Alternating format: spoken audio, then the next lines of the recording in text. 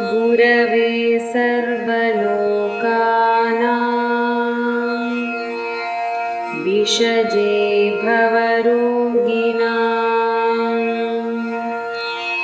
നിധയേ സർവവിദ്യാനാം ശ്രീദക്ഷിണാമൂർത്തയേ നമഃ. സർവത്ര ഗോവിന്ദനാമ സങ്കീർത്തനം. ഗോവിന്ദ ഗോവിന്ദ.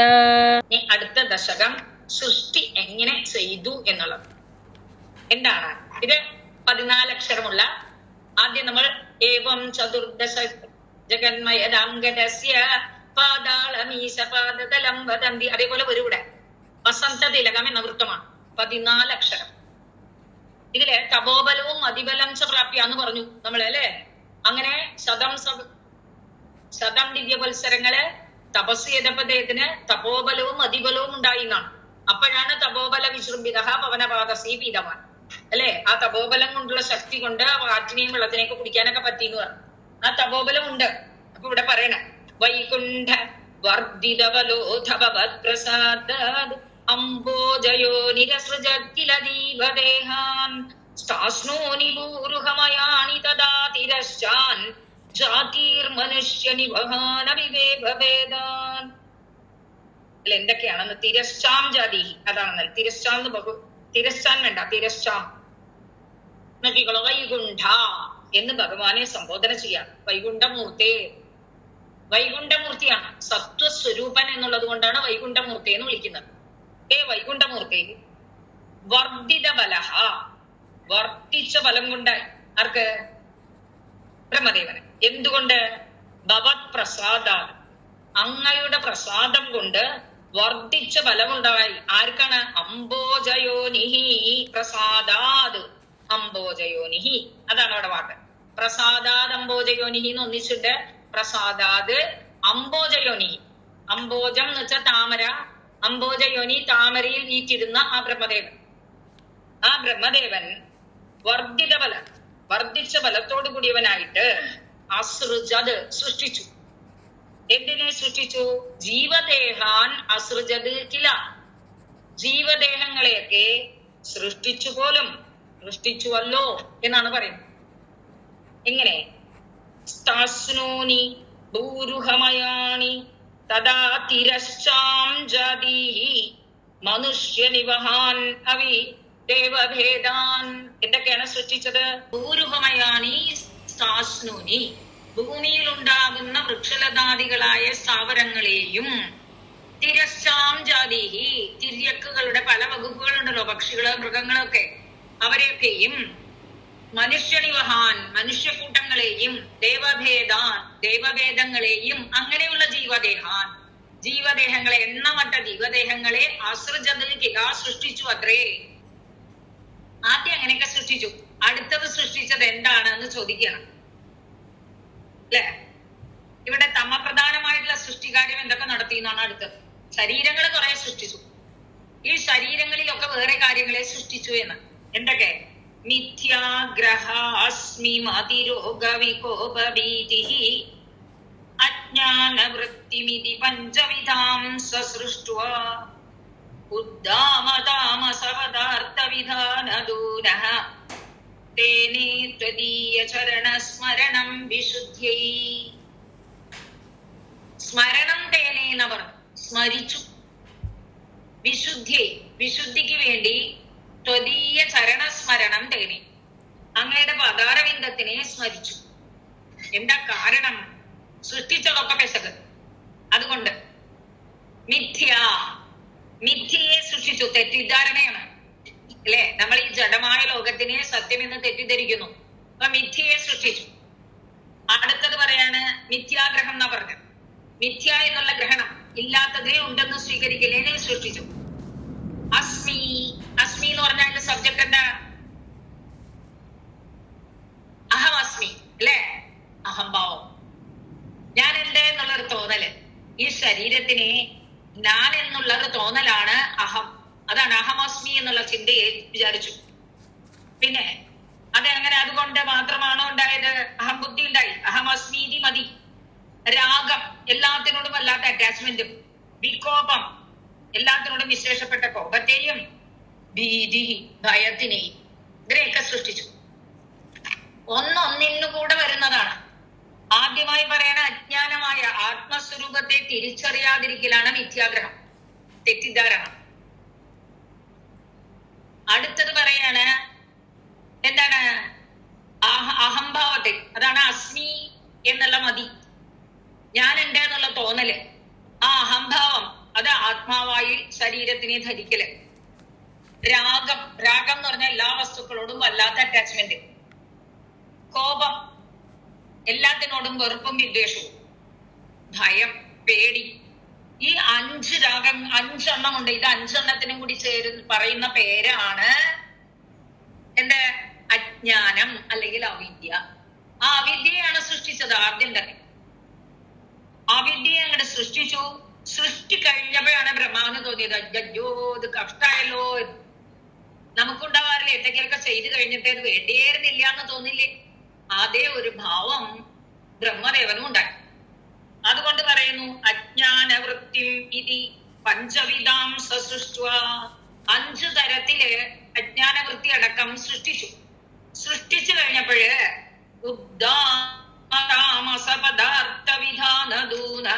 ദൂനനായി, ദുഃഖിതനായി. എന്തുകൊണ്ട്? ഉദ്ദാമം, വലിയതായ അത്യധികമായ താമസ പദാർത്ഥ വിധാനം. താമസ വസ്തുക്കളെയാണ് നിർമ്മിച്ചത്. തമോ ഗുണപ്രധാനമായിട്ടുള്ള വസ്തുക്കളെയാണ് നിർമ്മിച്ചത്. അതുകൊണ്ട് ദൂനൻ, ദുഃഖിതനായി. ഇതൊന്നും ചെയ്യേണ്ടിയിരുന്നില്ലല്ലോ എന്ന് തോന്നി. പശ്ചാത്താപം വന്നു. ഉടനെ എന്ത് ചെയ്തു? വിശുദ്ധേ, തന്റെ മനസ്താപം തീരാനായിട്ട് ത്വദീയ ചരണ സ്മരണം തേനി, അങ്ങയുടെ പാതാരവിന്ദത്തെ തന്നെ വീണ്ടും സ്മരിച്ചു. നമ്മൾ അങ്ങനെയല്ലേ, ചെയ്തൊക്കെ ചെയ്തു കഴിഞ്ഞ് ഭഗവാന്റെ അടുത്ത് വന്ന് അപേക്ഷിക്കും. അതേ സംഭവം ഉണ്ടായി ബ്രഹ്മദേവൻ. വലിയ കാര്യത്തില് സൃഷ്ടികാര്യം ഏറ്റെടുത്തു. തമോ ഗുണപ്രധാനമായ 5 അംഗങ്ങളുള്ള അവിദ്യയെ ആദ്യം സൃഷ്ടിച്ചു. അജ്ഞാനത്തിനെ സൃഷ്ടിച്ചപ്പോഴോ ഈ അജ്ഞാനമാണ് എന്ത്? സംസാരബന്ധം ഉണ്ടാക്കുന്നത്. ഈ ജീവജാലങ്ങളൊക്കെ പിന്നെയും പിന്നെയും സംസാരത്തിൽ കുടുങ്ങും ഇതുണ്ടെങ്കിൽ. അത് ബ്രഹ്മദേവന് മനസ്സിലായി. സംസാരബന്ധം സൃഷ്ടിക്കുന്ന ഈ 5 അവിദ്യകളെ സൃഷ്ടിച്ചപ്പോഴ് അപ്പൊ അദ്ദേഹത്തിന്റെ മനസ്സ് ഇത് കഴിഞ്ഞപ്പോ പശ്ചാത്താപത്തിൽ പെട്ടു. പശ്ചാത്താപത്തിൽ വെച്ചു. അതിന് പരിഹാരമായിട്ട് ഭഗവാനെ ധ്യാനിച്ചു എന്നാണ്. അതിന് പരിഹാരമാണ് ഭഗവത് ധ്യാനം എന്ന്. ഇവിടെ രാഗം, വിഭോഗം, ഭീതി 3 ഉണ്ടായി അല്ലെ? ഒന്നിച്ച് ബഹുവചനായിട്ട് ഉപയോഗിച്ചില്ല. ബഹുവചനായിട്ട് ഉപയോഗിക്കണമെങ്കിൽ എങ്ങനെ വരിക? രാഗ വികോപ ഭീതിഹി എന്ന് പറയണ്ടേ? ഭീതിഹി, ഭീതി, വിദേഹ, ഭീതിം, ഭീതി, ഭീതിഹി എന്ന് വരണം. അപ്പൊ വന്നില്ല. രാഗ വിഭോഗ ഭീതിഹി എന്ന് തന്നെ പ്രയോഗിച്ചു. കാരണം എന്നുള്ള ശബ്ദത്തോടുകൂടി ചേരണമെങ്കിൽ അല്ലെ? രാഗഹ ഇതി ഭീതിഹി ഇതി എന്ന് പറയണമെങ്കിൽ പ്രഥമ തന്നെ വരണ്ടേ? അതുകൊണ്ട് പ്രഥമ തന്നെയായിട്ട് നോക്കും. വേറെ വേറെ എടുത്തു. രാഗ വികോപ ഭീതിഹി ഇതി. രാഗമെന്നും കോപമെന്നും ഭീതി എന്നും പേരുള്ള അജ്ഞാനവൃത്തി, അജ്ഞാനത്തിന്റെ വൃത്തികളെ പഞ്ചവിധാം 5 തരത്തിലുള്ളവയെ സൃഷ്ടിച്ചു. അപ്പൊ തന്നെ ദൂനനായി. എന്താ കാരണം? ഉത്താമ താമസ വിധാന ദൂന. അല്ലാത്ത തമോ ഗുണപ്രധാനമായ ഇതിനൊക്കെയാണല്ലോ ഞാൻ സൃഷ്ടിച്ചത് എന്ന് വിചാരിച്ചപ്പോ സങ്കടം. ഉടനെ വിശുദ്ധേ, അതിൽ നിന്നും ശുദ്ധി നേടാനായി ത്വദീയ ചരണ സ്മരണം തന്നെ, അങ്ങയുടെ പദാരവിന്ദത്തിന്റെ സ്മരണത്തെ ചെയ്തു, അങ്ങയെ ധ്യാനിച്ചു എന്നാണ് അർത്ഥം. മനസ്സിലായില്ലേ? ഇവിടെ എന്തൊക്കെ വന്നു? സഹ, ഈ ബ്രഹ്മദേവൻ, സൃഷ്ടി പുറപ്പെട്ടതായ ബ്രഹ്മദേവൻ മിഥ്യാഗ്രഹാസ്മി മതി രാഗ വിഭോഗ ഭീതിഹി ഇതി പഞ്ചവിധാം അജ്ഞാനവൃത്തിം സൃഷ്ട്വാ ഉദ്ദാമ താമസ വിധാന ദൂനഃ വിശുദ്ധ്യൈ ത്വദീയ ചരണ സ്മരണം തേനെ. സ്മരണം തേനെ, സ്മരണത്തെ ചെയ്തു, ധ്യാനം ചെയ്തു. താൻ ചെയ്തത് അബദ്ധമായി എന്നറിഞ്ഞപ്പോഴ് ബ്രഹ്മദേവൻ വീണ്ടും വിശുദ്ധിക്ക് വേണ്ടി ഭഗവത്പാദാരവിന്ദത്തെ തന്നെ ധ്യാനിച്ചു എന്നർത്ഥം. അർത്ഥം മനസ്സിലായില്ലേ? ആദ്യം 5 വിധത്തിലുള്ള അജ്ഞാന വൃത്തികളെയാണ് സൃഷ്ടിച്ചത്. അതിൽ മിഥ്യാഗ്രഹ, മിഥ്യയെ സത്യം എന്ന് ഗ്രഹിച്ചു. അതൊരു തെറ്റ്.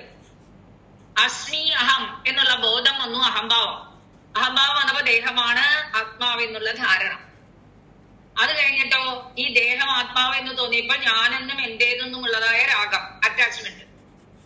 അത് കഴിഞ്ഞപ്പോഴോ ഇത് എന്റെ അല്ല അന്യനാണെന്ന് തോന്നുന്നുള്ളത് കൊണ്ടും ആ ആഗ്രഹങ്ങൾ നടക്കാതെ വരുമ്പോഴും ഉണ്ടാകുന്ന ക്രോധത്തിനെയും സൃഷ്ടിച്ചു.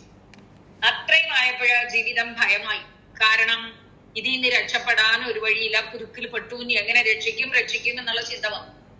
അങ്ങനെയുള്ള ഈ അഞ്ചെണ്ണത്തിനെയും സൃഷ്ടിപ്പിച്ച സംസാരബന്ധം വന്നു പോകുമല്ലോ എന്ന് ആലോചിച്ചപ്പോഴേ താൻ സൃഷ്ടിച്ചത് അബദ്ധമായി എന്ന് ബ്രഹ്മദേവന് തോന്നി. അതുകൊണ്ട് ഉദ്ദാമ താമസ വിധാന ദൂന, ഭയങ്കര തമോ ഗുണമുള്ളതായ ഇവയൊക്കെ സൃഷ്ടിച്ചത് കൊണ്ട് ദൂനനായി, ദുഃഖിതനായി. അതുകൊണ്ട് തന്നെ വിശുദ്ധിയെ ഇതിൽ നിന്ന് രക്ഷപ്പെടാൻ എന്താ മാർഗം എന്ന് ആലോചിച്ചു. അവസാനം ത്വദീയ ചരണ സ്മരണം തേനെ, ഭഗവത് സ്മരണമാണ് നല്ലത് എന്ന് തോന്നി ഭഗവത് ധ്യാനത്തിന് ആരംഭിച്ചു. വാക്കുകളൊക്കെ മനസ്സിലായിരുന്നു. വായിക്കാം. മിഥ്യാഗ്രഹ അസ്മിമതി രാഗ വിഭോഗ ഭീതിഹി അജ്ഞാന വൃത്തിം ഇതി പഞ്ചവിധാം സഹ സൃഷ്ട്വാ ഉദ്ദാമ താമസ പദാർത്ഥ വിധാന ദൂനഃ തേനെ ത്വദീയ ചരണ സ്മരണം വിശുദ്ധ്യൈ സഹ മിഥ്യാഗ്രഹാസ്മിമതി രാഗവികോപ ഭീതിഹി ഇതി പഞ്ചവിധാം അജ്ഞാനവൃത്തിം സൃഷ്ട്വാ ഉദ്ദാമ താമസ വിധാന ദൂനഃ വിശുദ്ധ്യൈ ത്വദീയ ചരണ സ്മരണം തേനെ. ഇതാണ് അന്വയം വരാം. വിശുദ്ധിക്ക് വേണ്ടി ഭഗവത്പാദ അരവിന്ദത്തിനെ ധ്യാനിച്ചു.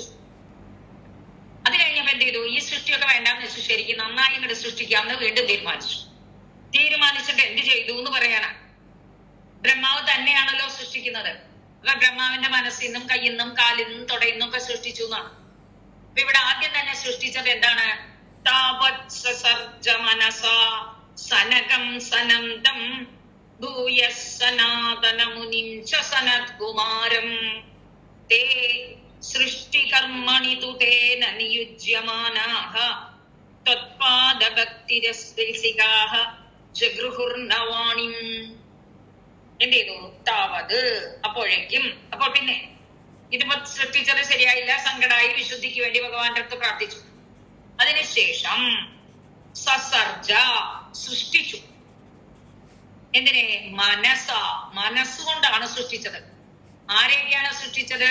സനകം സനന്ദം ഭൂയഹ. പിന്നീട് അപ്പൊ ഭൂയഹാന്ന് പിന്നെ മുമ്പിലെടുത്താ മതി.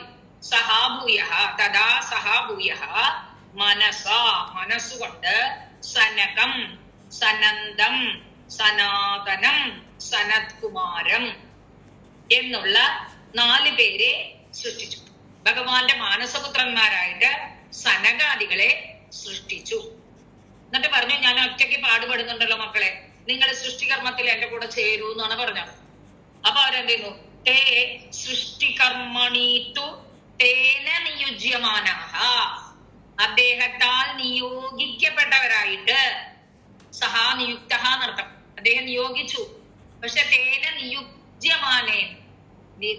നിയുജ്യമാനാഹ, അദ്ദേഹത്താൽ നിയോഗിക്കപ്പെട്ടവരായപ്പോൾ എന്തില്? സൃഷ്ടികർമ്മണി, നിങ്ങൾ സൃഷ്ടി ചെയ്യൂ എന്ന് പറഞ്ഞ് ബ്രഹ്മദേവൻ ഈ സനകാദികളോട് ആജ്ഞാപിച്ചപ്പോഴോ അവരെങ്ങനെയുള്ളവരായിരുന്നു?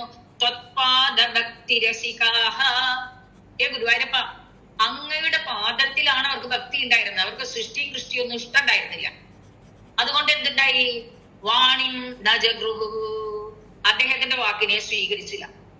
ന ജഗൃഹു, ബഹുവചനം ജഗ്രാഹ ജഗൃഹതുഹു ജഗൃഹു, ന ജഗൃഹു, സ്വീകരിച്ചില്ല. എന്തിനെ? ബ്രഹ്മദേവന്റെ വാക്കിനെ മുഖവിലക്ക് എടുത്തില്ല. കാരണം എന്താ? അവര് ഭഗവത് പാദഭക്തരായിരുന്നു.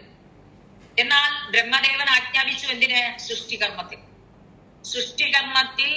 അദ്ദേഹത്താൽ നിയോഗിക്കപ്പെട്ടു. എങ്കിലും അവരാരും ഭക്തിപ്രവണന്മാരായതുകൊണ്ട് അദ്ദേഹത്തിന്റെ വാക്കിനെ സ്വീകരിച്ചില്ല.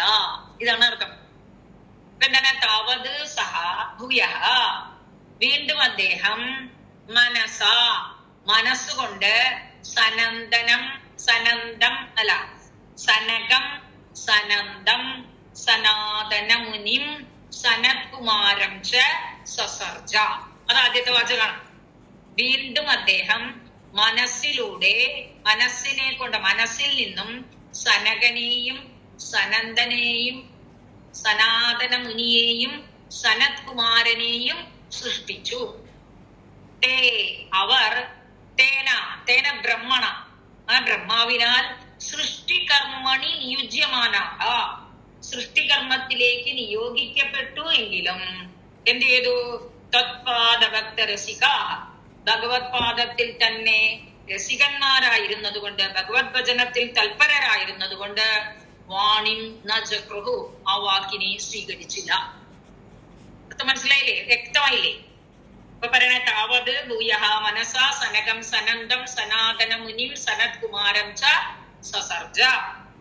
തത്പാദഭക്തി രസികാഹ തേതു തേന നിയുജ്യമാനാഹ അഭി, തേന സൃഷ്ടികർമ്മണി നിയുജ്യമാനാഹ അഭി വാണിം ന ജഗൃഹു, സ്വീകരിച്ചില്ല. അതിന് കാരണം ഒരു തത്പാദഭക്തി രസീറായി. ഇനി പദം നോക്കുകളൂ. താവത് സസർജ മനസ സനകം സനന്ദം ഭൂയഃ സനാതന മുനിം ച സനത് കുമാരം തേ സൃഷ്ടികർമ്മണി തു തേന നിയുജ്യമാനാഹ തത്പാദഭക്തിരസികാഹ ജഗൃഹുഹു ന വാണി. അടുത്തത് പറയാണ്. ഇപ്പൊ എന്തായി? ഭഗവത് പ്രാപ്തി ചെയ്ത് ഭഗവാനെ ധ്യാനിച്ച് അദ്ദേഹം സൃഷ്ടിച്ചത് തന്നെയാണല്ലോ, അല്ലെ? രാഗ വികോപ ഭീതിയൊക്കെ സൃഷ്ടിച്ചു. അപ്പൊ അദ്ദേഹത്തിനെ അത് ബാധിച്ചു. അതുണ്ടായത്. ഇത്രയൊക്കെ ഭഗവത് ധ്യാനം കൊണ്ട് സൃഷ്ടിച്ചിട്ടും അദ്ദേഹത്തിന് കോപം വന്നു എന്ന് പറയാണ്. പ്രകോപമുദിതം പ്രതിരുന്ധദോസ്യ ഭ്രൂമദ്യതോ ജനിമൃഡോ ഭവദേ ഗദേശഃ നാമാനി മേ കുരുപദാനി ചഹാവിരിഞ്ചേതി ആദൗരുരോധ കില തേന സരുദ്രനാമ. അപ്പൊ എന്തുണ്ടായി? താവത് അപ്പോഴുണ്ടായി എന്ത്? പറഞ്ഞാ കേട്ടില്ല മക്കള്. മനസ്സുകൊണ്ട് സൃഷ്ടിച്ച സനന്ദനാദികളെ സൃഷ്ടിക്കൂ എന്ന് പറഞ്ഞപ്പോ പറ്റില്ല എന്ന് പറഞ്ഞില്ലേ? താവത് അപ്പോഴേക്കും പ്രകോപം, ഒരു കോപം, ഉദിതം, ഉള്ളിൽ അങ്ങോട്ട് കോപം വിരച്ചു കയറി. അപ്പോഴാ ആലോചിച്ചു, ഞാൻ കോപിക്കാൻ പാടുവോ എന്നാലോചിച്ചു. ഉടനെ തന്നെ പ്രതിരുന്ധത, അതിനെ അങ്ങോട്ട് അടക്കി. ഉള്ളില് കോപം വന്നപ്പോ അതങ്ങോട്ട് നിയന്ത്രിച്ചു. പ്രതിരുന്ധത അസ്യ, ആ കോപത്തിനെ അടക്കിയാൽ ആ പിരികം വരെ കോപം വന്നു കഴിഞ്ഞു. പിരികം അങ്ങോട്ട് ഞെരിക്കില്ലേ ചെയ്യാ കോപം വരുമ്പോ? പിരികം വരെ കോപം വന്നു. അതിനെ അങ്ങോട്ട് നിയന്ത്രിച്ചപ്പോ എന്ത് ചെയ്തു? അദ്ദേഹത്തിന്റെ ഭ്രൂമധ്യത, രണ്ട് പിരികങ്ങൾക്ക് ഇടയിൽ നിന്നും ഭവദേകദേശ, അങ്ങയുടെ തന്നെ മറ്റൊരു പാർട്ടായിട്ടുള്ള മൃഡഹ, പരമശിവൻ രുദ്രൻ ആ ജനിപ്പിക്കപ്പെട്ടു. അങ്ങയുടെ തന്നെയാണ് ഗുരുവായൂരപ്പ, അങ്ങയുടെ ഒരു ഭാഗം തന്നെയാണ്. പ്രകൃതേർഗുണാസൈഹി യുക്തപര പുരുഷ ഏഹ ഇഹാസ്യ ദസ്തേ. എന്തൊക്കെയാണ് പറഞ്ഞത്? സിദ്ധ്യാദയെ ഹരിവിരിഞ്ച ഹരേതി സംജ്ഞാഹ എന്ന് പറഞ്ഞു. ഹരിനും വിരിഞ്ചെന്നും ഹരനും പേരോട് കൂടിയിട്ട് സൃഷ്ടിസ്ഥിതി പാലനത്തിന് വേണ്ടി അങ്ങയുടെ തന്നെ രൂപങ്ങൾ വന്നിട്ടുണ്ട് എന്ന് പറഞ്ഞില്ലേ? പ്രണവത്തിൽ നിന്നും മൂന്നായി തിരിഞ്ഞു. ഓംകാരമായ പൊരുള് മൂന്നായി തിരിഞ്ഞു. അതിലൊന്ന് സൃഷ്ടി, മറ്റൊന്ന് പരിപാലനം, വേറൊരാള് സംഹാരം ഏറ്റെടുത്തു. അപ്പൊ ഇതൊക്കെ ആരാണ്? ഓംകാരം എന്നുള്ള ബ്രഹ്മത്തിന്റെ തന്നെ വംശങ്ങളാ. അതുകൊണ്ടാ പറഞ്ഞത് ഭവദേക ശേഷം, അങ്ങയുടെ തന്നെ അംശമായിട്ടുള്ളവൻ. ഭവദൈക ദേശ, അങ്ങയുടെ തന്നെ ഒരു ഏകദേശം, ഒരു ഭാഗം, ഒരു പാർട്ടാണ്. ആരെ? മൃഡഹ, ആ മൃഡനാണ് അവിടെ ജനിച്ചത് എന്നർത്ഥം. ആ സമയത്ത് അങ്ങയുടെ ശരീരത്തിൽ അങ്ങയുടെ തന്നെ ഒരു ഭാഗമായ മൃഡൻ ഭ്രൂമധ്യത, ആ ബ്രഹ്മദേവന്റെ രണ്ട് പിരികങ്ങൾക്കിടയിൽ നിന്നുമായിട്ട് ജനിച്ചു. എപ്പോഴാ ജനിച്ചത്? കോപം പ്രതിരുന്ധത അസ്യ, കോപത്തിനെ നിയന്ത്രിക്കുന്ന അദ്ദേഹത്തിന്റെ ഭ്രൂമധ്യങ്ങളിൽ നിന്നാണ് ഉണ്ടായത്. അദ്ദേഹത്തിന് മക്കള് പറഞ്ഞ കേട്ടില്ല എന്ന് പറഞ്ഞപ്പോ കോപം വന്നു. ആ കോപത്തിനെ അടക്കിയപ്പോ 2 ഭ്രൂമധ്യങ്ങളിൽ നിന്നും മൃഡൻ ജനിച്ചു. മൃഡൻ ആരുമല്ല, അങ്ങയുടെ ഒരു ഭാഗം എന്ന് ഗുരുവായൂരപ്പനോട് പറയാണ് നാരായണഭട്ടതിരി. എന്നിട്ട് എന്ത് ചെയ്തു? ജനിച്ച ഉടനെ പുറപ്പെട്ടു. എന്താ പുറപ്പെട്ടത്? നാമാനി മേ ഗുരു പദാനിഹ വിരിഞ്ച ഇതി വിരിഞ്ചേതി വിരിഞ്ച ഇതി. ഹേ വിരിഞ്ച, അല്ലയോ ബ്രഹ്മദേവ. വിരിഞ്ചൻ എന്ന് പറഞ്ഞ വാക്കിന് എന്തർത്ഥം? വിശേഷ രീതിയില് സൃഷ്ടിക്കുന്നവൻ എന്നർത്ഥമാണ്. നല്ല രസമായിട്ട് സൃഷ്ടിക്കുന്നവനാണ് വിരിഞ്ചൻ. ഹേ വിരിഞ്ച, എന്ത് വേണം? നാമാനി, ഞങ്ങൾ ഒരാളല്ല, കുറെ പേരുണ്ട്, ഞങ്ങൾക്ക് നാമങ്ങളെ തരൂ. പദാനി, ഞങ്ങൾക്ക് ഇരിക്കാനുള്ള ഇടം തരൂ. ഹേ വിരിഞ്ച, ഹാ എന്നാണ് പറഞ്ഞത്. വിരിഞ്ച നാമാനി മേ ഗുരു പദാനീച, നാമാനി പദാനീച മേ ഗുരു, എനിക്ക് നാമങ്ങളെയും പദങ്ങളെയും സ്ഥാനങ്ങളെയും കൽപ്പിച്ചു തരുക എന്ന് ആദവു വന്നുടനെ, ഒന്നും അങ്ങോട്ട് പ്രസ്താവനയില്ല, വന്നുടനെ ആദവു രുരോധ, ഉറക്കുറക്കെ നിലവിളിച്ച് പറഞ്ഞു. രുരോധ എന്നാ പറഞ്ഞു, ഉറക്കുറക്കെ പറഞ്ഞു, എനിക്ക് സ്ഥാനം തരൂ, എനിക്ക് പേര് തരൂ എന്ന് ഉറക്കെ പറഞ്ഞപ്പോഴേ രുദിച്ചില്ലേ. അതുകൊണ്ട് തേനസ രുദ്രനാമ, അതുകൊണ്ട് രുദ്രന്ന് പേര് കൊടുത്തു. മൃഡന് രുദ്രന്ന് പേര് കൊടുത്തു. ഒന്നുടനെ രുരോധ അതഹ രുദ്ര, രുരോധം ചെയ്തതുകൊണ്ട്, രോദനം ചെയ്തതുകൊണ്ട് രുദ്രനായി. രോദനം കരച്ചിലാണ്, കരഞ്ഞു, അതുകൊണ്ട് അവന് രുദ്രൻ എന്ന പേര് നൽകി എന്നാണ്. ഇവിടെ എന്തൊക്കെ വന്നു നോക്കൂ. താവത്, അപ്പോഴേക്കും ഉദിതം പ്രകോപം, ഉള്ളിൽ ഉദിച്ചു പൊങ്ങിയതായ കോപത്തെ പ്രതിരുന്ധത അസ്യ, ഒതുക്കുന്നവനായ അദ്ദേഹത്തിന്റെ ഭ്രൂമധ്യത, 2 പിരികങ്ങളുടെ ഇടയിൽ നിന്നും എന്ത് ചെയ്തു? മൃഡ അജനി, മൃഡൻ ജനിച്ചു. എന്നിട്ട് എന്തുണ്ടായി?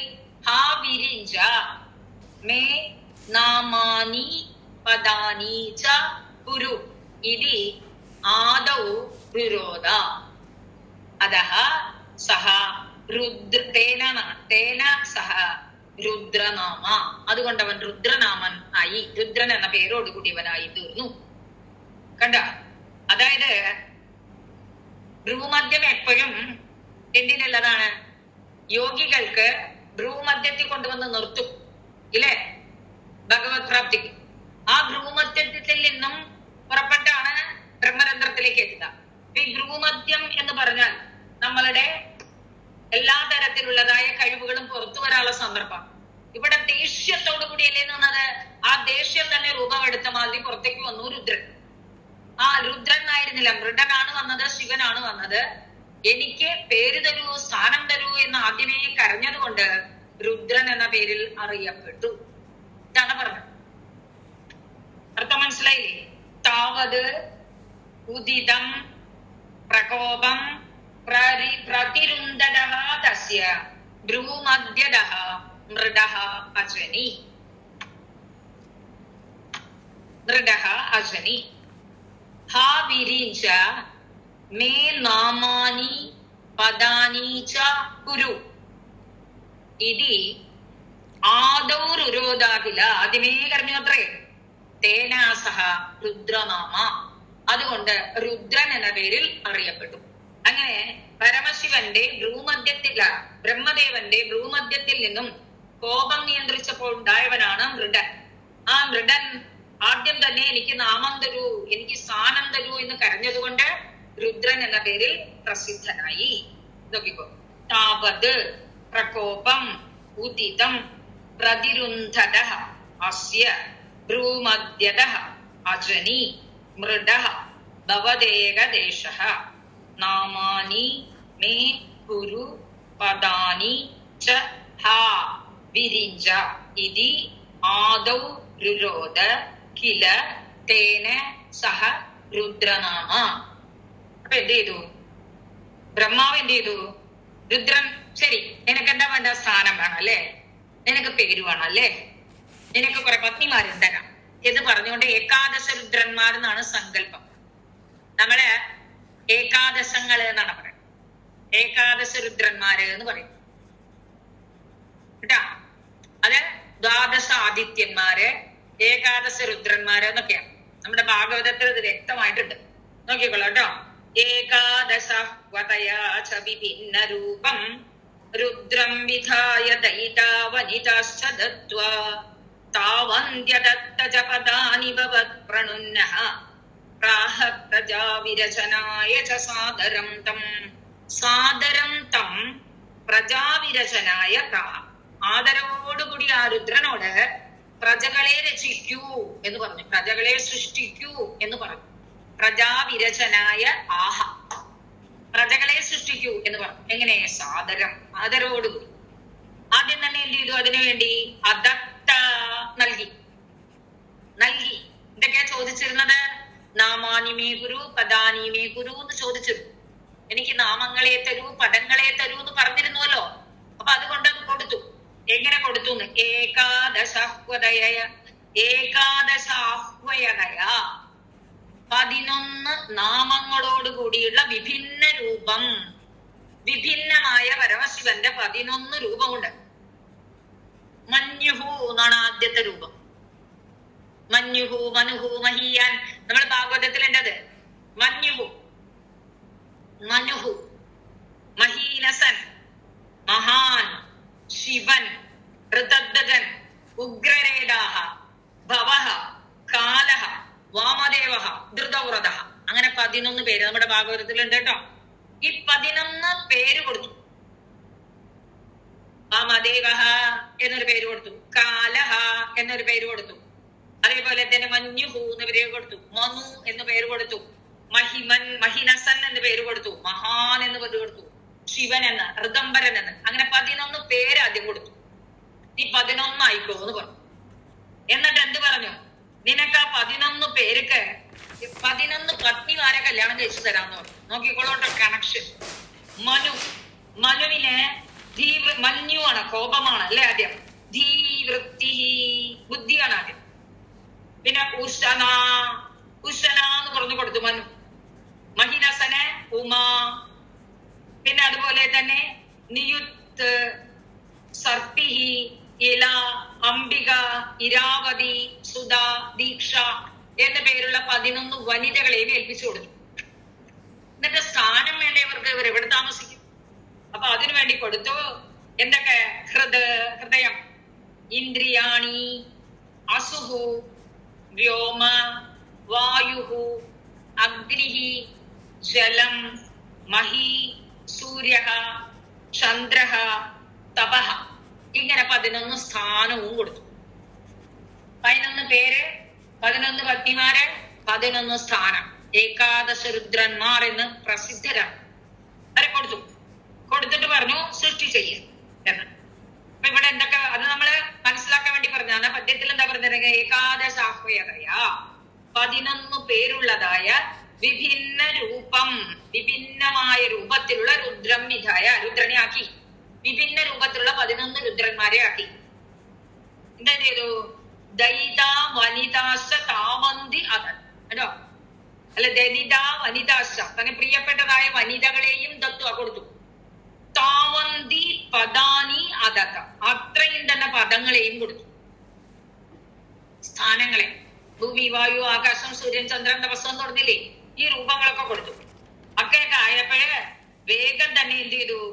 ഭവത് പ്രണുന്നഹ, അദ്ദേഹത്തിന്റെ ഭവത് പ്രണുന്നഹ എന്നാണ്. ബ്രഹ്മാവ് ഭഗവാന്റെ പ്രേരണയാൽ പ്രേരിപ്പിക്കപ്പെട്ടവനായി. പ്രണുന്നൻ, ഭഗവാന്റെ പ്രേരണയാൽ നിയുക്തനായ ആ ബ്രഹ്മദേവൻ രുദ്രനെ 11 വിഭിന്ന രൂപമാക്കി ചെയ്ത് പ്രിയപ്പെട്ട വനിതകളെയും അത്ര തന്നെ പദങ്ങളെയും നൽകി. എന്നിട്ട് എന്ത് ചെയ്തു? സാദരം തം പ്രജാവിരചനായ പ്രാഹ ച, ആദരവോടുകൂടി അദ്ദേഹത്തിനോട് പ്രജകളെ സൃഷ്ടിക്കൂ എന്ന് പറയുകയും ചെയ്തു. കണക്ഷൻ മനസ്സിലായോ? എന്ത് ചെയ്തു? പ്രഭപ്രണുന്നഹാണ്, ഭഗവാന്റെ പ്രേരണ അതിന്റെ പിന്നിൽ. അതാണ്ട് ബ്രഹ്മമായിട്ട് തന്നെ ചെയ്തതല്ല. ഭഗവത് പ്രണുന്നഹ, ഭഗവാന്റെ പ്രേരണ കൊണ്ട് സഹ, ആ ബ്രഹ്മദേവൻ ഏകാദശാഹ്വയതയ 11 പേരോടുകൂടിയ രുദ്രം വിധായ രുദ്രനെ ചെയ്ത് ദയിതാഹ വനിതാഹ ച ദത്വ പ്രിയപ്പെട്ട വനിതകളെയും നൽകിയിട്ട് താവന്തി പദാനി അത്രയും സ്ഥാനാനി എന്നാണ് അല്ലെ, പദാനി താവന്തി പദാനി ച അദത്ത അത്രയും സ്ഥാനങ്ങളും നൽകി കഴിഞ്ഞിട്ട് എന്ത് ചെയ്തു? പ്രാഹ സാദരം തം പ്രജാവിരസനായ സാദരം ആദരവോടുകൂടി തം ആ രുദ്രനോട് പ്രജാവിരസനായ പ്രാഹ പ്രജകളെ സൃഷ്ടിച്ചാലും എന്ന് പറയുകയും ചെയ്തു.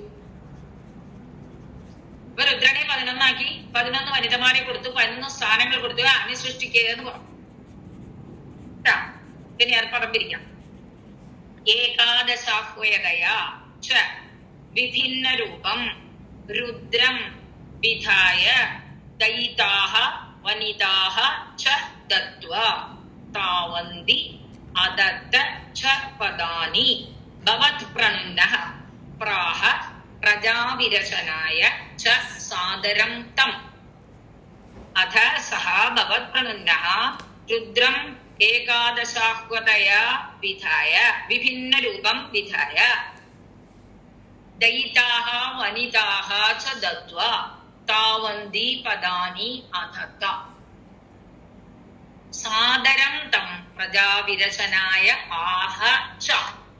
ഇത്രയുമാണ് ഉണ്ടായത്. ഭാഗവതത്തിലെ 3-ാം സ്കന്ധം എടുത്തു. അതിലെ 3-ാം സ്കന്ധം നമ്മൾ എടുത്തുപോയി. അതിലാണ് രുദ്രസൃഷ്ടിയൊക്കെ വരുന്നത്. അതില് 12-ാം അധ്യായത്തിലെ 12 ആ ഭാഗത്തിലാണ് വരുന്നത് ഈ ശ്ലോകം. ഇനി പറഞ്ഞു അതെന്ത് ചെയ്തു? ശരി, സൃഷ്ടി പറഞ്ഞപ്പോഴേക്ക് സൃഷ്ടി ആരംഭിച്ചു രുദ്രൻ. ഒരു പ്രയാസവും ഇല്ല, അച്ഛൻ പറഞ്ഞത് കേട്ടു. ഇവ എന്തുണ്ടായി?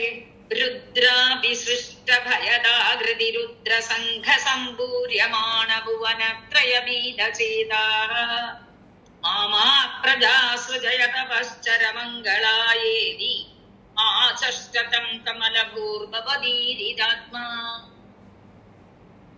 രുദ്രാഭിസൃഷ്ട ഭയദാകൃതി രുദ്ര സംഘ സമ്പൂര്യമാണ ഭുവനത്രയ ബീജചേത. പേടിച്ചു പോയി ബ്രഹ്മദേവൻ.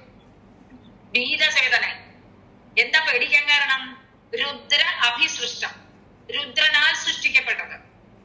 അതെങ്ങനെ? ഭയദാകൃതി, പേടിപ്പിക്കുന്ന രൂപങ്ങൾ. അങ്ങനെയുള്ള രുദ്ര സംഘം, രുദ്രന്റെ ഒരു കൂട്ടം, ഒരുപാട് രുദ്രന്മാരെ ഇവിടെ സൃഷ്ടിച്ചു കഴിഞ്ഞു. ആ രുദ്രൻ സൃഷ്ടിച്ച സംഘം കണ്ട പേടിയാവും. അതുകൊണ്ട് സമ്പൂര്യമാണ് ഭുവനത്രയം. ഭുവനത്രയം മുഴുവൻ അങ്ങോട്ട് വ്യാപിച്ചു കഴിഞ്ഞു. ലോകം മുഴുവൻ രുദ്രസംഘങ്ങളെ കൊണ്ട്. അത് കണ്ടപ്പോഴ് ബീജചേതാഹ പേടിച്ചുപോയി. ഈ ലോകം മുഴുവൻ രുദ്രന്മാരെ പോലെ കുറെ ഉണ്ടായ എന്തിനു കൊള്ളാം എന്ന് വിചാരിച്ചപ്പോ പറഞ്ഞു വേണ്ട വേണ്ട, ഇനി മതി മതി. പ്രജാസൃജ പ്രജാഹ മാ സൃജ, പ്രജകളെ സൃഷ്ടിച്ചത് മതി മതി, നിർത്താന്ന് പറഞ്ഞു. അരുതരുത്, ഇനി പ്രജകളെ സൃഷ്ടിക്കണ്ട. തപശ്ചര, തപസ് ചെയ്യ പോയിട്ട്. എന്തിനു വേണ്ടി? മംഗളായ, ലോക നന്മയ്ക്ക് വേണ്ടി പോയി തപസ് ചെയ്യ. നിനക്ക് അതിനെ കൊള്ളൂ. ആദ്യത്തെ ഒരു തപസ് ചെയ്യാന്ന് പറഞ്ഞാൽ എനിക്ക് ദേഷ്യം വന്നതാ. പക്ഷെ നിന്നെ കണ്ടപ്പോ ഈ സൃഷ്ടിയൊന്നും വേണ്ട, നീ പോയി തപസ് ചെയ്യുന്ന തന്നെയാണ് എനിക്ക് പറയാൻ തോന്നുന്നത്. തപശ്ചര, തപസ് ചെയ്യ. എന്തിനു വേണ്ടി തപസ് ചെയ്യണം? മംഗളായ, ലോകത്തിന് മുഴുവൻ മംഗളത്തിന് വേണ്ടി തപസ് ചെയ്യൂ. ഇതി എന്ന് ആചഷ്ട പറഞ്ഞു. ആരോട്? തം രുദ്രം, ആ രുദ്രനോട്. ആരാ പറഞ്ഞത്? കമലഭൂഹു, ആ താമരയിൽ നിന്നുണ്ടായ ബ്രഹ്മദേവൻ. എന്താ കാരണം അതിന്? അതിലും തന്റെ അഭിപ്രായമല്ല പറഞ്ഞു. ഭവതീരിതാത്മാ, ഇനി നീ തപസ് ചെയ്താൽ മതി എന്ന് ഭവതീരിതാത്മാ അങ്ങയാൽ ഉള്ളിലിരുന്നു കൊണ്ട് പ്രേരിപ്പിച്ചു. ആരോട്? ബ്രഹ്മദേവനോട്. പറയെന്ന് പറഞ്ഞു. അങ്ങനെ ഭഗവാനാൽ പ്രേരിതനായ ബ്രഹ്മദേവൻ രുദ്രൻ സൃഷ്ടിച്ചതായ ഭയങ്കര രൂപങ്ങൾ ലോകത്ത് മുഴുവൻ വ്യാപിക്കുന്നത് കണ്ട് പേടിച്ചവനായി മതി മതി നിന്റെ സൃഷ്ടി, ഈ മംഗലത്തിന് വേണ്ടി തപസ്സു ചെയ്യൂ എന്ന് പറഞ്ഞു എന്നാണ്. അപ്പൊ അവിടെ എന്തൊക്കെ വന്നു? രുദ്രാഭിസൃഷ്ട ഭയദാകൃതി രുദ്രസംഘ ആപൂര്യമാണ് ഭുവനത്രയ ബീജചേതാഹ. ഒറ്റ വാക്ക. ആരാണ് ബീജചേതനായത്? കമലഭൂഹു. ബ്രഹ്മദേവൻ. എന്നിട്ട് എന്ത് ചെയ്തു? താൻ പറഞ്ഞതല്ല, ഭവതീരീതാത്മാ, ഉള്ളിൽ നിന്ന് ഭഗവാൻ അങ്ങോട്ട് പ്രേരിപ്പിച്ചു പറയാൻ. ഭവതീരീതാത്മാ, അങ്ങയാൽ പ്രേരിപ്പിക്കപ്പെട്ടവനായിട്ട്, പ്രജാഹ മാ മാ സൃജ, നീ പ്രജകളെ സൃഷ്ടിച്ചത് മതിയാക്ക്, മംഗളായ തപസ്സര, ലോകനന്മത്തിന് വേണ്ടി തപസ് ചെയ്യ്, ഇതി തം ആചഷ്ട എന്ന് രുദ്രദേവനോട് പറഞ്ഞു. വലിയ വാക്കാണ് ആദ്യത്തത് അല്ലെ. രുദ്രാഭിസൃഷ്ടഭയദാകൃതി രുദ്രസംഘ സമ്പൂര്യമാണ ഭുവനത്രയ ഭീതചേത.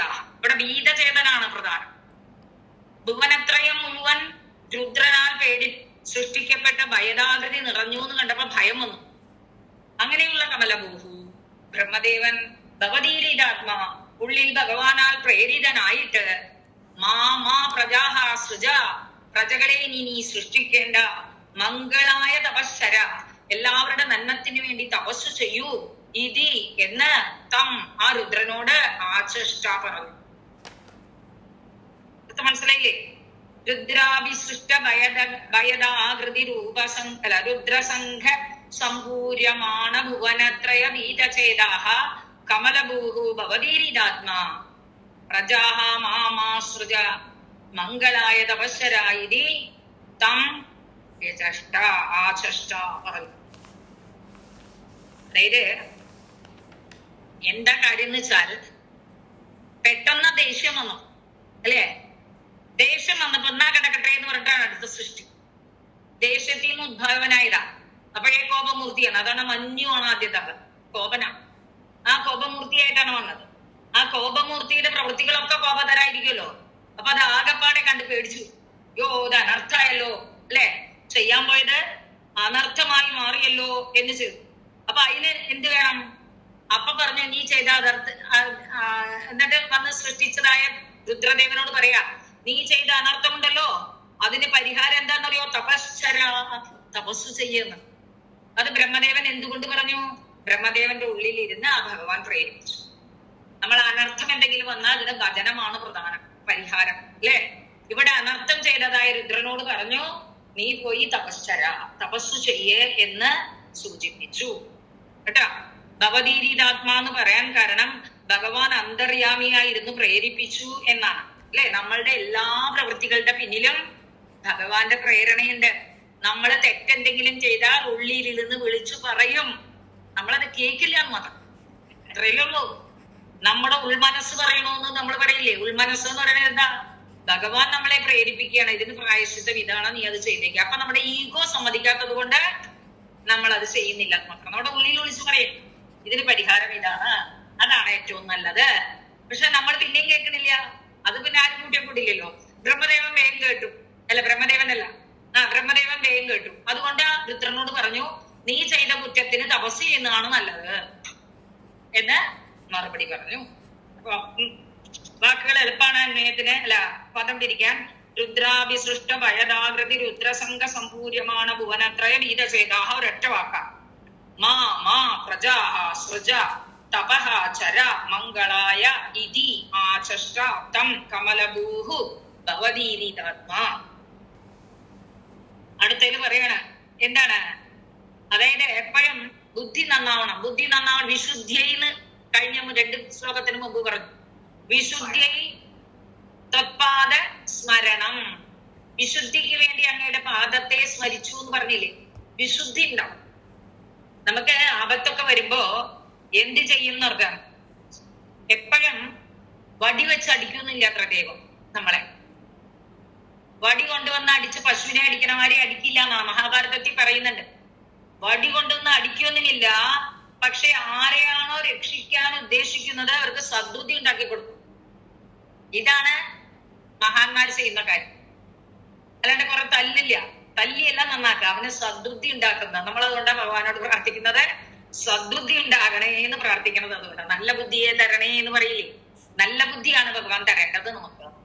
ഏതായാലും അത്രയും കഴിഞ്ഞു. അപ്പൊ ഇനി അടുത്ത സൃഷ്ടി വളരെ ശ്രദ്ധിച്ചാവാന്നായി ബ്രഹ്മദേവൻ അല്ലെ. അപ്പത്തൻ 2ആയി. ഒന്നാമത്തത് മനസ്സുകൊണ്ട് സൃഷ്ടിച്ചു, പറഞ്ഞത് കേട്ടില്ല. രണ്ടാമത് സൃഷ്ടിച്ചു, പറഞ്ഞത് കേട്ടപ്പോ സൃഷ്ടി ഭയങ്കരമായി പോയി. അപ്പൊ അടുത്തത് സൃഷ്ടിക്കാണ്. എങ്ങനെ? തസ്യാധ സർഗരസികസ്യ മരീചിരത്രിസ്തത്രാംഗിരാ ക്രതുമുനി പുലഃ പുലസ്ത്യഃ അംഗാദജായത ഭൃഗുശ്ച വസിഷ്ഠദക്ഷൗ ശ്രീനാരദശ്ച ഭഗവൻ ഭവദംഘ്രിദാസഃ. എല്ലാവരും അംഗത്തിൽ നിന്നുണ്ടായി, മനസ്സിൽ നിന്നുണ്ടായവരാ സനകൻ, സനന്ദനൻ, സനാതനൻ, സനത്കുമാരൻ. പക്ഷെ ഇവിടെ അംഗാത് ശരീര അവയവങ്ങളിൽ നിന്നുണ്ടായി എന്ന് പറയാം. അംഗാത് അജായത, അംഗത്തിൽ നിന്നുണ്ടായി. ഇനി ഓരോന്നായിട്ട് പറയണേ. തസ്യ അദ്ദേഹത്തിന്റെ, അധ അവരെങ്ങനെയുള്ള ആളാ, സർഗരസികസ്യ സൃഷ്ടിക്കാൻ ഒരു താല്പര്യം, സർഗത്തില് രസമുള്ളവൻ, സൃഷ്ടിക്കാൻ താല്പര്യമുള്ളതായ അദ്ദേഹത്തിന്റെ അംഗാത് അംഗത്തിൽ നിന്നും മരീചിഹി മരീചി, അത്രിഹി അത്രി, അങ്കിരാഹ ക്രതുമുനിഹി പുലഹ പുലസ്ത്യഃ. ഇവരൊക്കെ ഉണ്ടായി. പോരാ, അംഗാദജ ഭൃഗുഃ വസിഷ്ഠഃ ദക്ഷഃ ശ്രീനാരദഃ ച. ഇവരൊക്കെ ഭഗവാന്റെ അംഗത്തിൽ നിന്നുണ്ടായി എന്നാ പറയുന്നത്. അവരൊക്കെ അപ്പൊ ഓരോരോന്നായിട്ട് പറഞ്ഞു. ആദ്യം അംഗ അജായത എന്ന് പറഞ്ഞു. അത് കഴിഞ്ഞ് ഭൃഗുശ്ച വസിഷ്ഠ ദക്ഷൗ എന്ന് പറഞ്ഞു, ക്രിയ പറഞ്ഞില്ല. അവസാനം പറഞ്ഞു ഭവദംഘ്രിദാസഃ ശ്രീനാരദശ്ച. അപ്പോഴേയും അജായത പറഞ്ഞില്ല. അജായത കൊണ്ടുവന്നാ മതി ഇങ്ങട്. മറ്റേവര് രണ്ടുപേരെ മാത്രം പറയുമ്പോൾ ദ്വിവചനം ഉപയോഗിക്കണം. വസിഷ്ഠ ദക്ഷൗ എന്ന് പറയുമ്പോ ദ്വിവചനം ഉപയോഗിക്കണം. ഇവിടെ എന്താ പറയാ, തസ്യ സർഗരസികസ്യ തസ്യ അധ, അനന്തരം സൃഷ്ടിയോട് താല്പര്യമുള്ളതായ അദ്ദേഹത്തിന്റെ എന്ത് ചെയ്തു, അംഗാത് അംഗത്തിൽ നിന്നും മരീചി ഉണ്ടായി. മരീചി മനസ്സിൽ നിന്നാണ് അത്ര ഉണ്ടായത്. അത്രി എന്നുള്ളവൻ നേത്രത്തിൽ നിന്നുണ്ടായി എന്നാണ്. നേത്രം എന്നുള്ള അംഗത്തിൽ നിന്നും ഉണ്ടായവനാണ് അത്രി. അങ്കിരസ് മുഖത്തിൽ നിന്നും, ക്രതു കയ്യിൽ നിന്ന്, യാഗമൊക്കെ ചെയ്യേണ്ട ആളല്ലേ ക്രതു അല്ലേ, ക്രതുമുനി കയ്യിൽ നിന്നുണ്ടായി. ഭൃഗു ത്വക്കിൽ നിന്നുണ്ടായി. വസിഷ്ഠൻ ശ്വാസോച്ഛ്വാസത്തിൽ നിന്ന്, പ്രാണവായുവിൽ നിന്നാണ് വസിഷ്ഠൻ ഉണ്ടായത്. പിന്നെ എന്ത് ചെയ്തു, ദക്ഷൻ തന്റെ അങ്കുഷ്ടത്തിൽ നിന്നും ഉണ്ടായി. അങ്കുഷ്ടാദക്ഷോ ജജ്ഞേനാണ്. അങ്കുഷ്ടത്തിൽ നിന്നും ദക്ഷൻ ഉണ്ടായി. നാരദൻ അങ്കാത്, മടിയിൽ നിന്ന് നാരദനും ജനിച്ചു. അത്രയും ഓരോ അവയവങ്ങളിൽ നിന്ന് ഓരോരുത്തർ ജനിച്ചു. ഇത് ഭാഗവതത്തില് വിസ്തരിച്ച് തന്നെ ഉണ്ട് കേട്ടാ. ഏതായാലും അനന്തരം തത്ര സർഗരസികസ്യ തസ്യ അംഗാത്, അങ്ങനെ എടുക്ക. അവിടെ നോക്കൂ, അധ സർഗരസികസ്യ തസ്യ, പിന്നെ കുറെ കഴിഞ്ഞ് വരുന്നു അംഗാത്. എടുക്ക. അംഗാത് അജായത എന്നുണ്ടല്ലോ, അംഗാത് എടുക്കുക. ആരൊക്കെ ജനിച്ചു എന്ന് വരി വരിയായിട്ട് പറഞ്ഞോളൂ. മരീചിഹി അത്രിഹി അങ്കിരാഹ ക്രതുമുനിഹി പുലഹ പുലസ്യഃ അജായത. അതേപോലെ ഭൃഗുശ്ച വസിഷ്ഠ ദക്ഷൗ, ഭൃഗുശ്ച അജായത, വസിഷ്ഠ ദക്ഷൗ. അവിടെ അജായത പറയാൻ പറ്റില്ല, അപ്പൊ ഒന്നും പറയണ്ട, അജായേതാം എന്ന് പറയണം. അജായേതാം ആണ് പറയേണ്ടത്. ശ്രീനാരദഃ ഭവദംഘ്രിദാസഃ, അല്ലയോ ഗുരുവായൂരപ്പ, അങ്ങയുടെ പാദത്തിലെ ദാസനായ ശ്രീനാരദനും അജായത ഉണ്ട്. ശ്രീനാരദൻ മടിയിൽ ജനിച്ചു. ഉത്സംഗ നാരദോ ജജ്ഞേന, ഉത്സംഗത്തിൽ നിന്നും നാരദൻ ജനിച്ചു എന്നാണ് ഭാഗവതം കേട്ടാ. ദക്ഷോങ്കുഷ്ടാത് എന്നാണ്.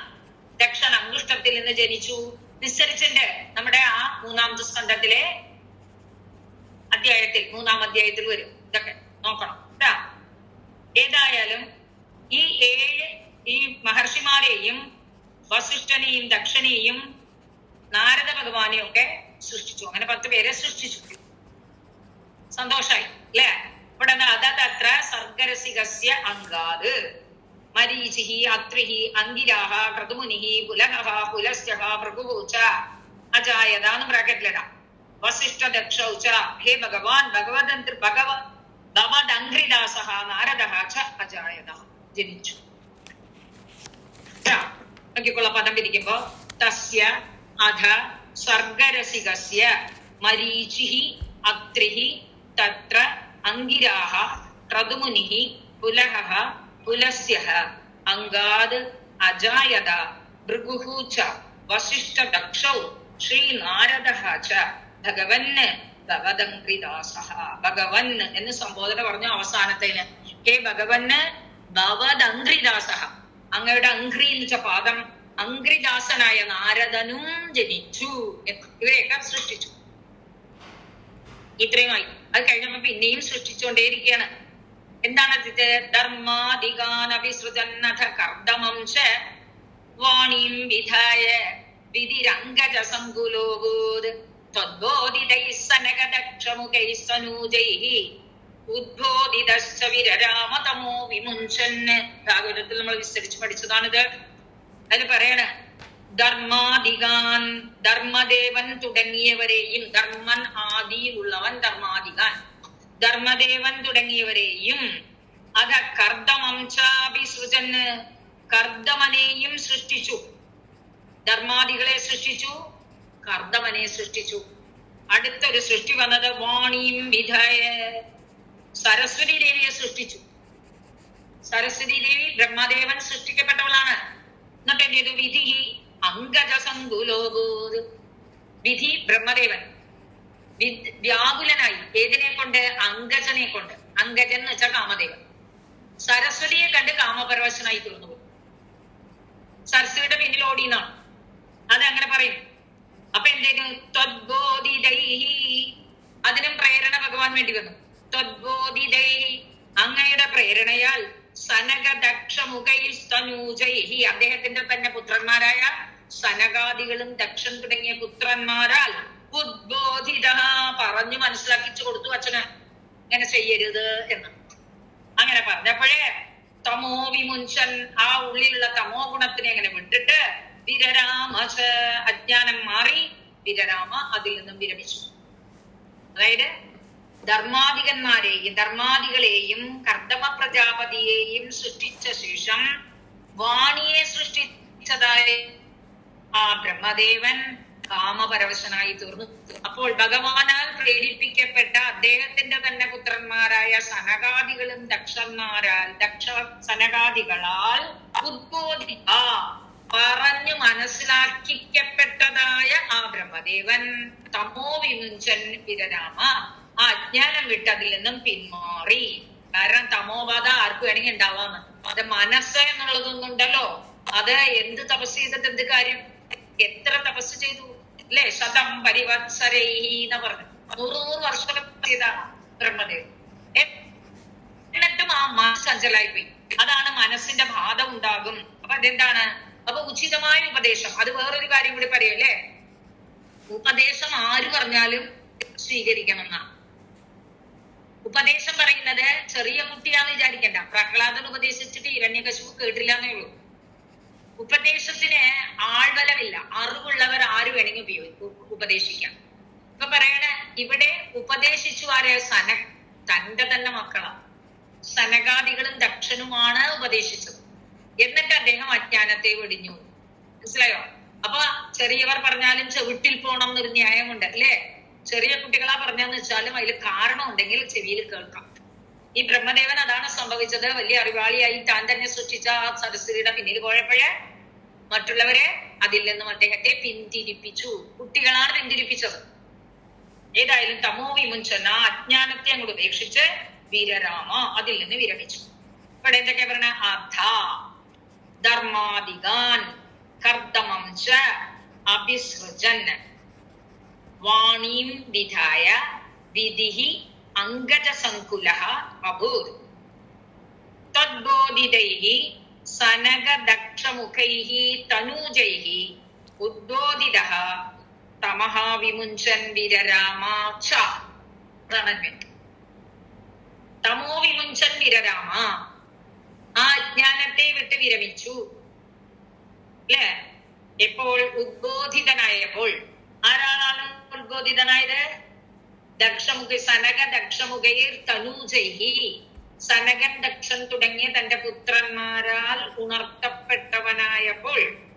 അവരെങ്ങനെ ഉണർത്തിയത്? ത്വദ്ബോധിതൈഹി, പ്രേരണ അങ്ങയുടേതായിരുന്നു. ഗുരുവായൂരപ്പ, അങ്ങയുടെ പ്രേരണാൽ തന്റെ പുത്രന്മാരാൽ ഉണർത്തപ്പെട്ടപ്പോൾ തമോ വിമുഞ്ചന്, ആ അജ്ഞാനത്തെ വെടിഞ്ഞ വിരരാമ പിന്തിരിഞ്ഞു. എന്ത് കാരണം? സങ്കുലോഭൂ, അങ്കജസങ്കുലഹാബ്, കാമപരവശനായി തീർന്നു. എപ്പോൾ? വാണിയും വിധായ, സരസ്വതിയെ സൃഷ്ടിച്ച ഉടനെ കാമപരവശനായി തീർന്നു. അതിനു മുമ്പ് എന്ത് ചെയ്തു? അത് ധർമാദികാൻ കർദ്ദമംശ സൃജൻ അഭിസൃജന്, ധർമാദികളെയും കർദ്ദമനെയും സൃഷ്ടിച്ചതിന് പിറകെ വാണിയും വിധായ, വാണിയെ സൃഷ്ടിച്ച് അങ്കജസങ്കുലഹാബ്, വീണ്ടും കാമപരവശനായി തീർന്നു. അതാണ് അവിടെ വേണ്ടത്. അഥ ധർമാദികാൻ കർദ്ദമം ച അഭിസൃജന് വാണിം വിധായ വിധിഹി അങ്കജസങ്കുലഹാബ്. അപ്പോഴാണ് ത്വദ്ബോധിതൈഹി സനകദക്ഷമുഖൈഹി തനൂജൈഹി ഉദ്ബോധിതഃ തമഃ വിമുഞ്ചൻ വിരരാമ. ഈ പദങ്ങൾ നോക്കൂ.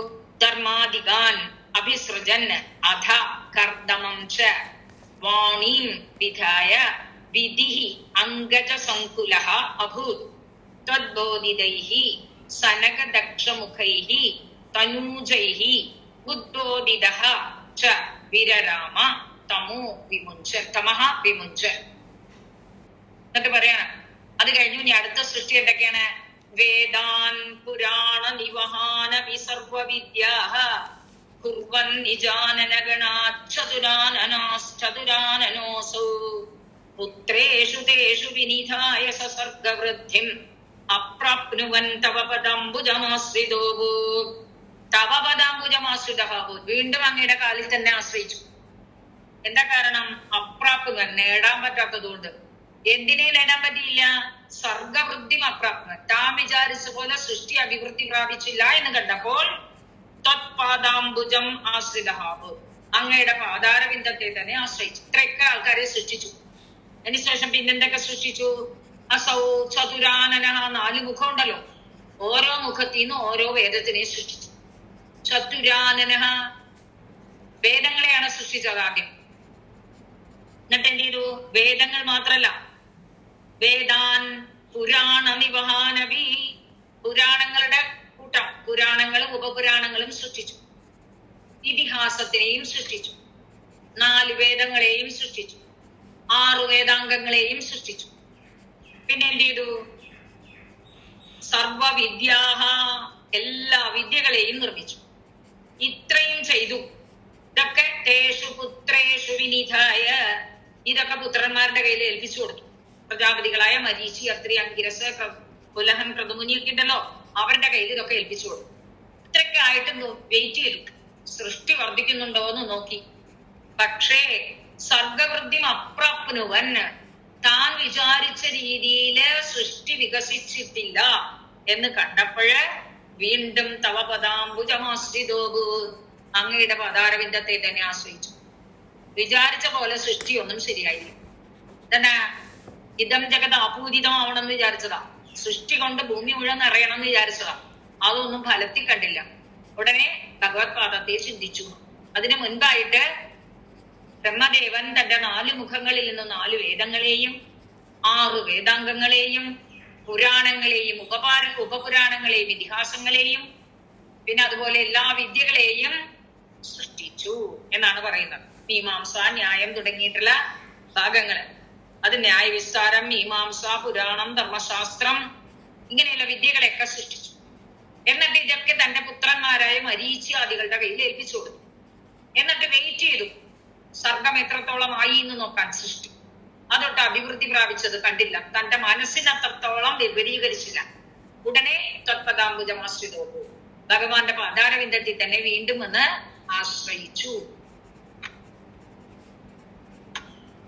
മനസ്സിലാവുണ്ടോ? ഇതൊക്കെയാണ് സഹാസൗ ചതുരാനനഃ നിജാനനഗണാത്. എന്ത് ചെയ്തു? തന്റെ 4 മുഖങ്ങളിൽ നിന്നും ആനന ഗണം, ആനനം എന്ന് വെച്ചാ മുഖം, ഗണം ച കൂട്ടം. ഒരു മുഖമല്ലല്ലോ ഉള്ളു, 4 മുഖം ഉണ്ടല്ലോ. ആനന ഗുണാത്, ആ 4 മുഖങ്ങളിൽ നിന്നും വേദങ്ങള്, പുരാണങ്ങള്, ഉപപുരാണങ്ങള്, ഇതിഹാസങ്ങള്, പിന്നെ വേദാംഗങ്ങളായ ശിക്ഷ, വ്യാകരണം, നിരുക്തം, ഛന്ദസ് തുടങ്ങിയിട്ടുള്ള 6 ഭാഗങ്ങള്, എല്ലാ വിദ്യകളും ഇതിനൊക്കെ നിർമ്മിച്ചു. എന്നിട്ടോ മീമാംസ, ന്യായശാസ്ത്രം, ധർമ്മശാസ്ത്രം ഒക്കെ നിർമ്മിച്ചു. എന്നിട്ട് ഇതെല്ലാത്തിനെയും തന്നെ വിദ്യ അവിത്തേഷു പുത്രേഷു നിധായ, അതിനെ മുഴുവൻ തന്റെ മക്കളുടെ അടുത്ത് ഏൽപ്പിച്ചു കൊടുത്തു. എന്നിട്ടും സർഗാഭിവൃദ്ധിയും അപ്രാപ്നുവൻ, സർഗവൃദ്ധി കണ്ടില്ല, ലഭിച്ചില്ല, വിചാരിച്ച തോതില് ഉയർന്നു വന്നില്ല സൃഷ്ടി. അതുകൊണ്ട് ത്വത്പാദാംബുജം ആശ്രിതോഭൂ, അങ്ങയുടെ പാതാരവിന്ദത്തെ തന്നെ ആശ്രയിച്ചു. മനസ്സിലായോ? ഒരിക്കൽ കൂടെ പറയാം അന്വയം.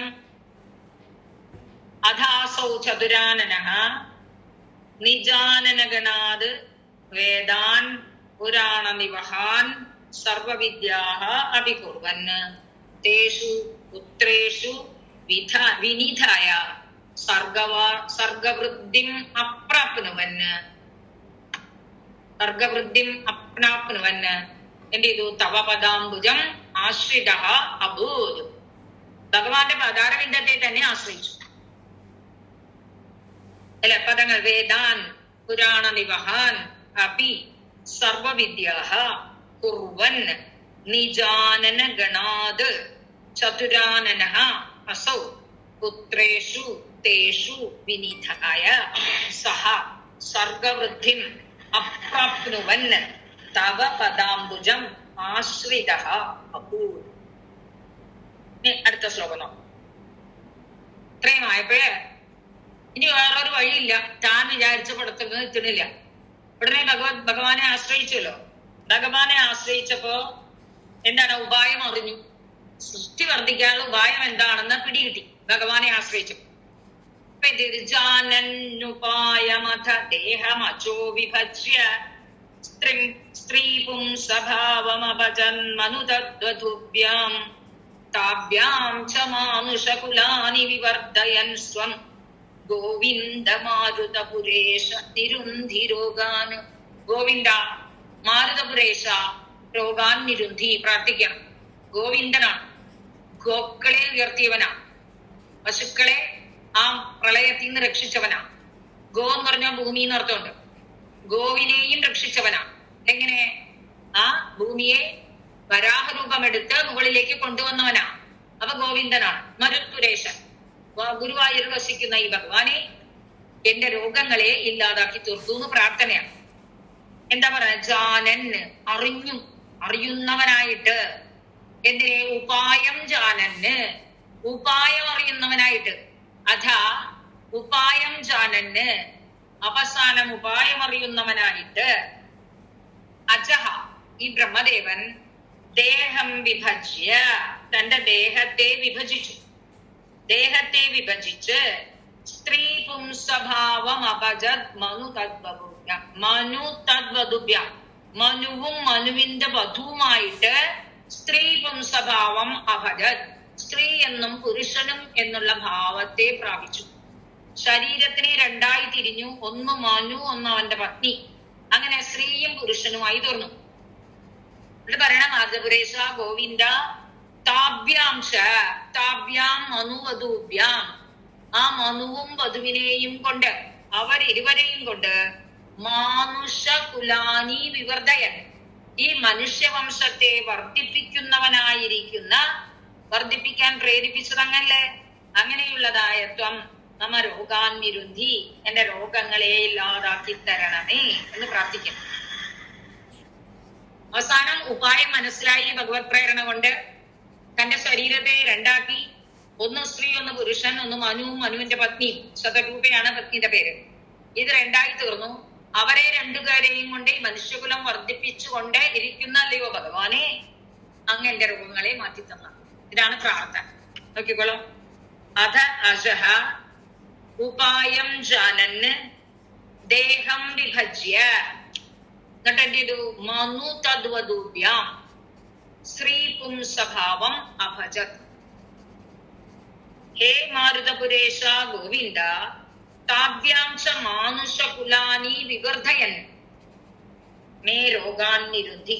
ത്വം മേ രോഗാൻ നിരുദ്ധി, എന്റെ രോഗത്തെ ഇല്ലാതാക്കി തരണമേ. എങ്ങനെയാണ്? ജാനൻ ഉപായം അധ ദേഹം അജഹ വിഭജ്യ സ്ത്രീ പുംസഭാവം അഭജത് മനുതദ്വബുദ്ധ്യാം താഭ്യാം ച മാനുഷകുലാനി വിവർദ്ധയൻ ത്വം ഗോവിന്ദ മാരുതപുരേശ നിരുന്ധി രോഗാൻ. അത അജഹ ഉപായം ജാനന്ദേഹം വിഭജ്യ മനു തദ്വിദുഭ്യാം ശ്രീപുംസഭാവം അഭജത്.